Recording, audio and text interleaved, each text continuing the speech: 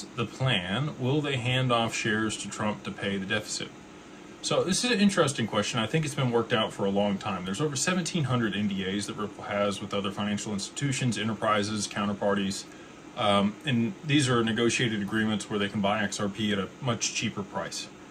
One of these, Greg Kidd came out and openly disclosed that he had a option to buy XRP at 0.03 of a penny for 1 billion XRP. I don't know if he ever executed that or not. I don't know if he waived that option. I think it was later stated that he came out and waived that option. But that just kind of gives you an idea of some of the early stuff that Ripple negotiated, potentially with larger bodies. Greg Kidd also made the introduction to the Fed in 2014. And so, Ripple's been having conversations with large governments globally for more than a decade.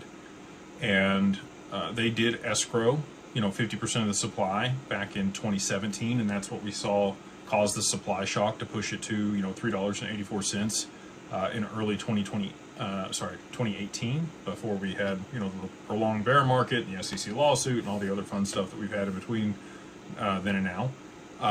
But they do still own, through their wallets in the escrow, a pretty significant portion of the total amount of XRP. I think it's around, 47% that's still in escrow.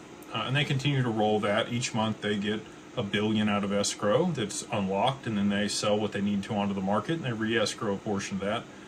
Over the last year, they've done, about 700 million XRP re-escrowed, and they've sold about 300 million onto the market each month.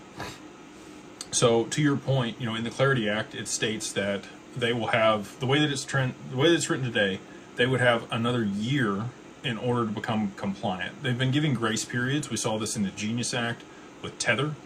They gave them a 3-year window to become compliant with the regulations, that they set out there for U.S.-based stablecoins. So I think that they had that in mind for Ripple, that they would give them at least another 12 months, and other people as well. I mean, there's other foundations. Hyperliquid owns a large portion of their tokens. It's not just Ripple that isn't, that owns more than 20% of the supply for a certain token or protocol.